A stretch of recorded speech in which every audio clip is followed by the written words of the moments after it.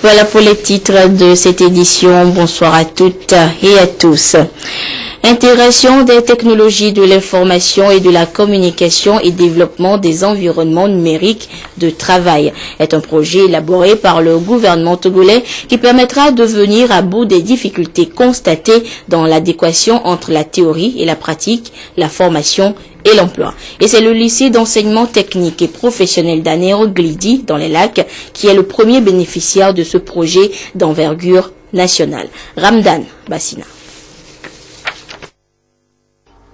L'école de demain, selon les aspirations du gouvernement, c'est celle où les technologies de l'information et de la communication seront généralisées dans les établissements. Adaptées à la formation et aux besoins économiques, les apprenants pourront répondre aux exigences du marché de l'emploi. L'inauguration au lycée d'enseignement technique et professionnel d'Anéro-Glidi de l'environnement numérique de travail ENT répond aux exigences du gouvernement de faire des TIC une réalité dans le système éducatif togolais.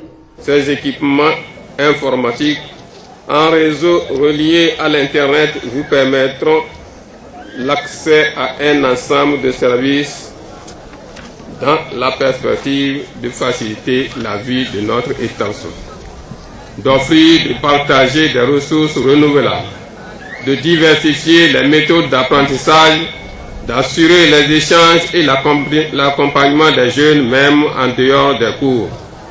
Ce faisant, ces outils vont constituer pour toute la communauté un accélérateur de développement durable et du progrès social, un vecteur, l'insertion économique des jeunes et leur épanouissement par la formation professionnelle. Faire de l'enseignement technique et de la formation professionnelle un des leviers du développement socio-économique du Togo, c'est aussi l'une des visions du gouvernement. L'éducation doit connaître une véritable révolution en sein pour permettre à la jeunesse de cultiver l'excellence, d'être compétitive et d'affronter les énormes défis auxquels elle fait face.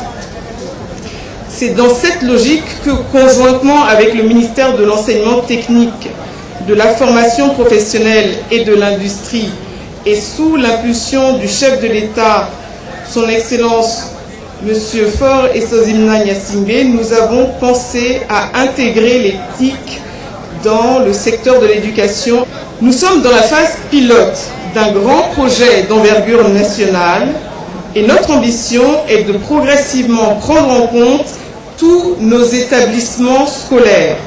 Grâce au soutien des différents partenaires techniques et financiers dont l'ambassade de France et d'Allemagne, l'autorité de régulation des postes et télécommunications, l'intégration des TIC dans les établissements marque un pas, un grand pas pour une école togolaise révolutionnée et compétitive.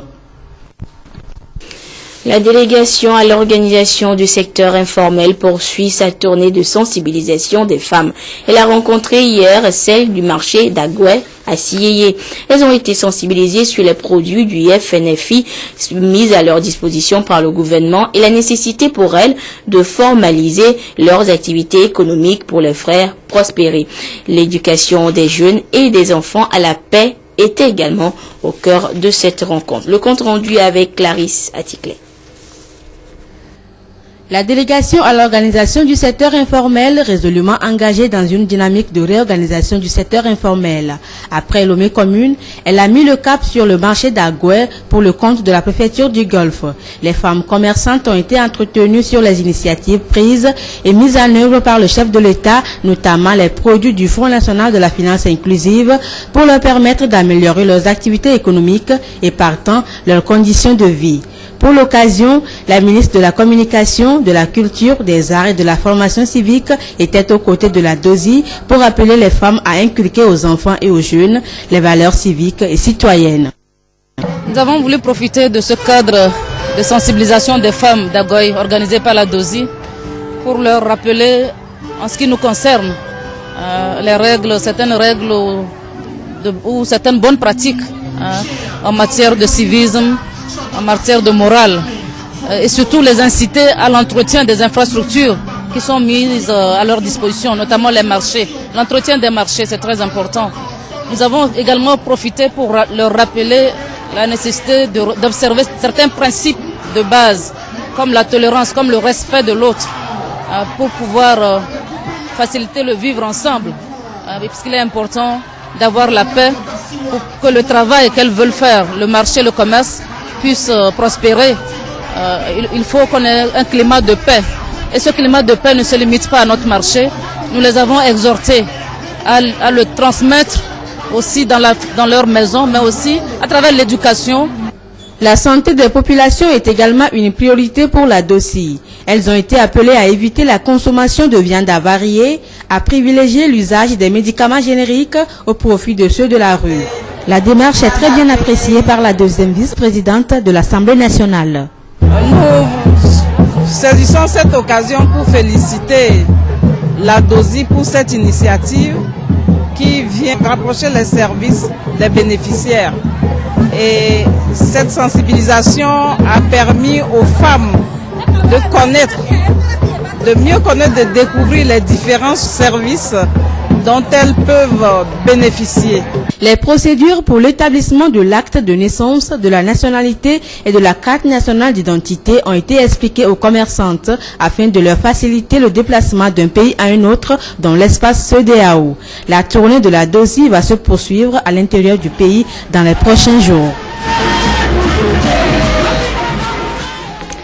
Quelques heures après le lancement de ces activités, le Haut Commissariat à la réconciliation et au renforcement de l'unité nationale HCRUN est déjà sur le terrain. Ce vendredi, les responsables de cette institution chargée de réconcilier les Togolais ont rencontré les premiers responsables des partis politiques et de la société civile. Le compte rendu avec Antoinette Romao-Vovor et Patrice Bocan. Le HCRUN, résolument engagé sur la voie de la réconciliation et du renforcement du tissu social, conformément à son cahier de charge. Ici, avec les partis politiques et la société civile, il était question de les écouter sur les approches de solutions afin de bien réussir sa mission, celle de trouver les voies et moyens à la vraie réconciliation de tous les Togolais. La rencontre avec les partis politiques, elle était très attendue et nous sommes ravis de les voir venir nombreux. Tous les grands partis étaient là. Ils se sont exprimés et tous nous ont promis leur soutien, d'apporter leur appui à la réalisation de notre mission. Ça, c'est très réconfortant. La sauvegarde de l'intérêt supérieur de la nation a prévalu lors des discussions. Partis politiques et société civile semblent adhérer à la démarche du Haut Commissariat à la réconciliation. Je reste ouvert à la démarche de cette institution-là dans la recherche des voies et moyens pour aider notre pays à s'en sortir là-dessus. Je crois en la réconciliation nationale.